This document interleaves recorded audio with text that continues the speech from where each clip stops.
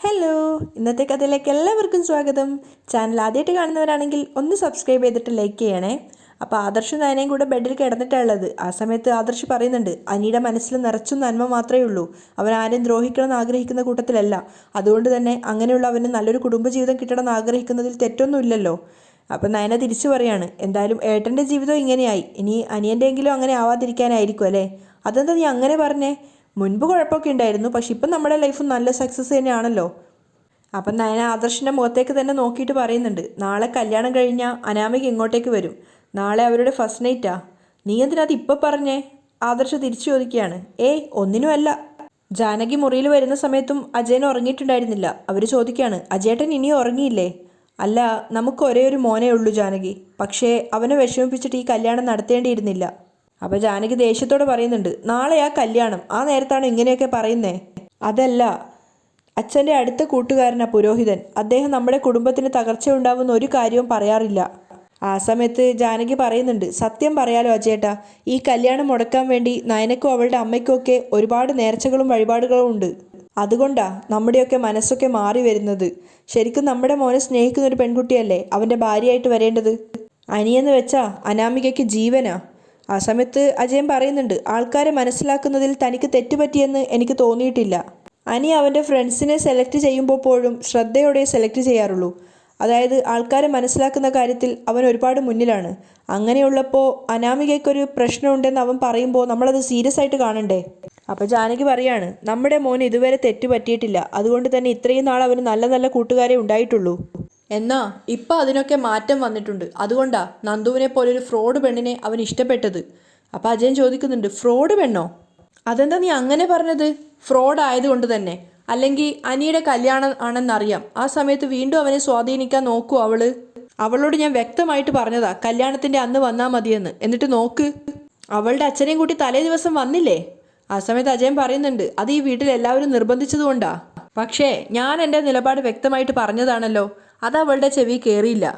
അനാമിക മോളെ തട്ടിക്കൊണ്ടു പോയത് നന്ദുവിൻ്റെ നിർദ്ദേശപ്രകാരം അവളുടെ കൂട്ടുകാർ തന്നെയാ. എന്നിട്ട് അവളും നയനയും കൂടി തന്നെയാ ഈ വൃത്തികെട്ട കളികൾ മുഴുവൻ കളിച്ചത്. അപ്പം അജയൻ പറയുന്നുണ്ട്, ഏയ് നയന ഒരിക്കലും അങ്ങനെയുള്ള ഒരു വൃത്തികെട്ട കളിക്ക് കൂട്ടു നിൽക്കില്ല. നയനയോടുള്ള എൻ്റെ മതിപ്പൊക്കെ പോയി അജയേട്ടാ. ഇപ്പം എനിക്ക് തോന്നുന്നത് അവളെക്കാളും നല്ലത് നവ്യയാണെന്നാ. ഒന്നുമില്ലെങ്കിലും മനസ്സിലുള്ളത് അവൾ തുറന്നു പറയും. എന്നാ ഇവൾ അങ്ങനെയല്ല, എല്ലാം ഉള്ളിൽ വെച്ചിട്ടാ അവളുടെ പെരുമാറ്റം. ഇപ്പം തന്നെ കണ്ടില്ലേ, ഏട്ടത്തിൽ നിന്നും ഏതാണ്ട് ആദർശിനെ അടർത്തി മാറ്റിക്കൊണ്ടിരിക്കുക അവള്. കൂടുതൽ സംസാരിക്കേണ്ടെന്ന് കരുതിയിട്ട് അജയൻ പറയുന്നുണ്ട്, നാളെ കല്യാണാ, നീ ഒന്ന് കിടന്ന് ഉറങ്ങാൻ നോക്ക്. വെറുതെ ആവശ്യമില്ലാത്ത കാര്യങ്ങൾ പറയാതെ ഇതൊക്കെ നിന്റെ മനസ്സിൽ തന്നെ വെച്ചാൽ മതി. ആരോടും പറയണ്ട. അല്ലെങ്കിൽ തന്നെ നമുക്കൊരു മരുമോള് വരുമ്പോൾ ബാക്കി രണ്ടെണ്ണം പുറമ്പോക്കുകളാണെന്ന് ഏട്ടത്തി പറയുന്നുണ്ട്. അപ്പം ജാനകി പരിഹസിക്കുകയാണ്, അതിനുള്ള യോഗ്യതയെ രണ്ടിനും ഉള്ളൂ, അത് അവർക്കറിയാം. അതുകൊണ്ടാ നമുക്ക് നല്ലൊരു മരുമോളെ കിട്ടരുതെന്ന് അവളുമാരെല്ലാം ആഗ്രഹിക്കുന്നത്. ജാനകി ഈർഷ്യയോടെ കിടന്നുറങ്ങുകയാണ്. അതേസമയം എനിക്ക് കിടന്നിട്ട് ഉറക്കം വരുന്നുണ്ടായിരുന്നില്ല. അവൻ ഒരുപാട് നേരം എഴുന്നേറ്റിരുന്നിട്ട് പലതും ചിന്തിക്കുകയാണ്. ഏറ്റവും കൂടുതൽ നന്ദുവായിട്ട് അവസാനം സംസാരിച്ച കാര്യങ്ങളാണ് അവൻ അലട്ടിക്കൊണ്ടിരിക്കുന്നത്. അങ്ങനെ സംശയിക്കുന്ന ഒരു ഭാര്യയാണെങ്കിൽ അത് മുളയിലേ നുള്ളുന്നതാണ് നല്ലത്. അനാമികയെക്കുറിച്ച് അനി നന്ദുവിനോട് സംസാരിച്ചിട്ടുണ്ടായിരുന്നു.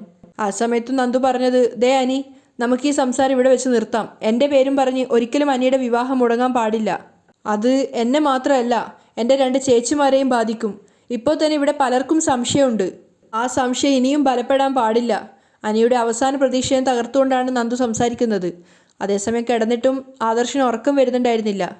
അവൻ നോക്കുമ്പോൾ നയന നല്ല ഉറക്കത്തിലാണ്. അപ്പം തന്നെ ആദർശ് എഴുന്നേറ്റ് പുറത്ത് അനിയുടെ മുറിയിലേക്ക് ചെല്ലുന്നുണ്ട്. പക്ഷെ അവൻ്റെ വാതിൽ അടച്ചിട്ടുണ്ടായിരുന്നില്ല. ആദർശ് ചുറ്റിലും നോക്കുകയാണ്.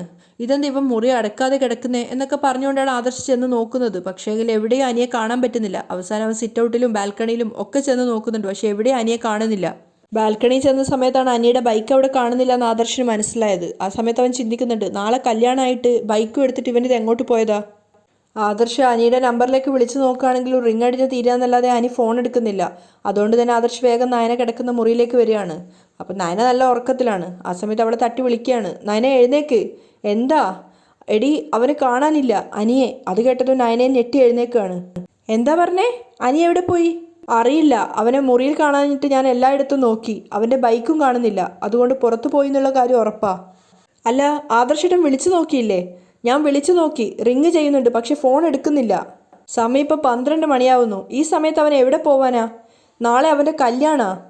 അങ്ങനെയുള്ളപ്പോൾ അപ്പം നയന ചോദിക്കുന്നുണ്ട്, പക്ഷെ അവൻ എവിടെ പോവാൻ ആദർശേട്ടാ? എനിക്കൊന്നും അറിയത്തില്ല. പക്ഷെ ഞാൻ പറഞ്ഞില്ലേ, അവൻ ആകെ ടെൻഷനിലായിരുന്നു. അവൻ ഈ കല്യാണത്തിന് ഒട്ടും താല്പര്യമില്ലായിരുന്നു. എന്നാൽ അവൻ്റെ മനസ്സിലുള്ള പെണ്ണ് ആരാണെന്ന് പറയത്തുമില്ല.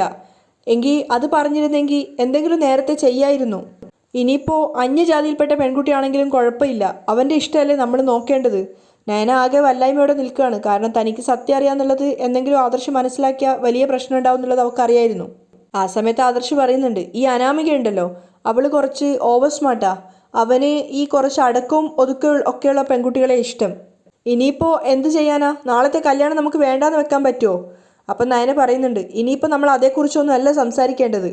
അനി എവിടെയുണ്ടെന്ന് എത്രയും പെട്ടെന്ന് കണ്ടെത്തണം. അപ്പോൾ ആദർശ് ദേഷ്യത്തോട് പറയാണ്, എവിടെയാണെന്ന് വെച്ച് തിരക്കി പോവാനാ? വിളിച്ചിട്ടാണെങ്കിൽ ഫോൺ എടുക്കുന്നുമില്ല. അപ്പം നയന പറയുന്നുണ്ട്, ഒന്നുകൂടെ വിളിച്ചു നോക്കിയേ. പക്ഷെ ആദർശ് വിളിക്കുന്ന സമയത്ത് ഫോൺ സ്വിച്ച് ഓഫാ. അപ്പോൾ ആദർശ് പറയാണ്, അവനാണെങ്കിൽ ഈ കല്യാണത്തിനോട് ഒട്ടും താല്പര്യമില്ല. ഇനിയിപ്പോൾ എങ്ങോട്ടെങ്കിലും മുങ്ങിയതായിരിക്കോ? ആദർശ് വേഗം SIയെ കോൾ ചെയ്യാണ്. എന്താ സാർ ഈ നേരത്ത്? സാറേ, നാളെ എൻ്റെ അനിയൻ്റെ കല്യാണമാണ്, പക്ഷേ അവനിപ്പോൾ കാണുന്നില്ല. രാത്രിയിൽ എങ്ങോട്ടോ ഇറങ്ങിപ്പോയതാ. വിളിച്ചിട്ടാണെങ്കിൽ മൊബൈൽ സ്വിച്ച് ഓഫാണ്. അപ്പം SI ചെറുതായിട്ട് കളിയാക്കുന്ന രീതിയിൽ പറയുന്നുണ്ട്, ആഹാ, ആദ്യം കല്യാണ പെണ്ണായിരുന്നു കാണാതിരുന്നത്, ഇപ്പോൾ ചെക്കനെ ഇറങ്ങിപ്പോയോ? അപ്പം ചെറുതായിട്ടൊരു ചമ്മലോട് ആദർശ് പറയുന്നുണ്ട്, സാറേ, സമയം ഇത്രയായില്ലേ? അവനാണെങ്കിൽ ഈ കല്യാണത്തിനോട് വലിയ താല്പര്യവും ഇല്ലായിരുന്നു. അതുകൊണ്ട് ഇനി മനഃപൂർവ്വം എങ്ങോട്ടെങ്കിലും മാറിയതാണോ എന്നാണ് എൻ്റെ സംശയം. അപ്പം SI പറയുന്നുണ്ട്, സാറ് ടെൻഷൻ അടിക്കണ്ട, ആളുടെ മൊബൈൽ ടവർ ലൊക്കേഷൻ വെച്ച് നമുക്ക് ആളെ കണ്ടുപിടിക്കാം. അനിയുടെ മൊബൈൽ നമ്പർ ആദർശ് പറഞ്ഞു കൊടുക്കുകയാണ്. കോള് കട്ടായപ്പോൾ ആദർശ് നയനോട് പറയുന്നുണ്ട്, അവൻ്റെ മൊബൈൽ ലൊക്കേഷൻ നോക്കി ആളെവിടെയുണ്ടെന്ന് കണ്ടുപിടിക്കാമെന്നാണ് സാർ പറഞ്ഞത്. എന്നാലും ഈ സമയത്ത് അവൻ ഇങ്ങനെ ഒരു ചതി ചെയ്തല്ലോ. നാളെ അവനിവിടെ ഇല്ലെങ്കിൽ അതെല്ലാവർക്കും ഒരു ഷോക്കായിരിക്കും.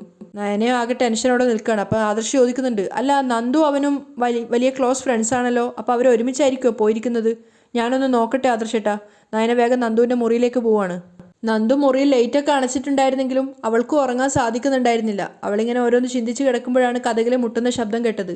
പെട്ടെന്ന് എണീറ്റ് വാതിൽ തുറക്കുന്ന സമയത്ത് നയനയാണ്. എന്താ ചേച്ചി, നിന്നെ അനി വിളിക്കുകയോ മറ്റോ ചെയ്തായിരുന്നോ? ഇല്ലല്ലോ. എന്തു പറ്റി ചേച്ചി? അനിയെ കാണാനില്ല മോളെ. നയന പറഞ്ഞു കേട്ടതും നന്ദു ശരിക്കും ഞെട്ടുകയാണ്. ബൈക്കിൽ എങ്ങോട്ടോ പോയതാ, വിളിച്ചിട്ടാണെങ്കിൽ എടുക്കുന്നുമില്ല.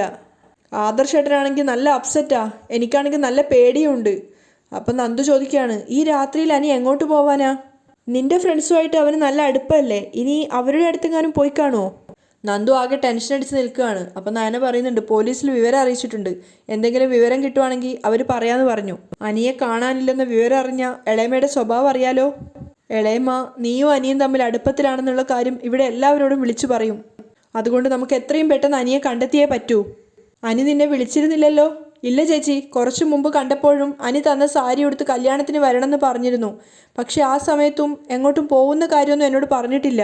നയന ആകെ ടെൻഷനായിട്ട് പറയുന്നുണ്ട്, ഇനിയിപ്പോൾ എവിടെ പോയി അന്വേഷിക്കാനാ ദൈവമേ? അവൾ പുറത്തേക്ക് ഇറങ്ങി പോവാണ്. ആ സമയത്തും നന്ദുവിന് ഭയങ്കര ടെൻഷനായിരുന്നു. ആ സമയത്ത് ആദർശിൻ്റെ ഫോണിലേക്ക് SI കോൾ ചെയ്യുന്നുണ്ട്. പൂതക്കുളത്ത് അനിയുടെ ഫ്രണ്ട്സോ ആരെങ്കിലും ഉണ്ടോ? എനിക്ക് പെട്ടെന്ന് ഓർമ്മ കിട്ടുന്നില്ല സർ, ആദർശ് പറയാണ്. അയാളുടെ മൊബൈൽ ലൊക്കേഷൻ കാണിക്കുന്നത് ആ ഏരിയയിലാണ്. ഏതായാലും അവിടെ ഒന്ന് തിരക്കി നോക്ക്. കണ്ടില്ലെങ്കിൽ എന്നെ വിളിച്ചാൽ മതി, അല്ലെങ്കിൽ നമുക്ക് മറ്റു വഴികളിൽ അന്വേഷിക്കാം. ആദർശ് കോള് കട്ട് ചെയ്തപ്പോഴേക്കും നയന അങ്ങോട്ടേക്ക് വരികയാണ്. ആദർശായിട്ട് ആരാ വിളിച്ചത്? SIയാ വിളിച്ചത്. അനിയുടെ മൊബൈൽ ലൊക്കേഷൻ അവസാനമായിട്ട് ഭൂതക്കുളത്താണെന്ന് പറയുന്നു. അവിടെയോ?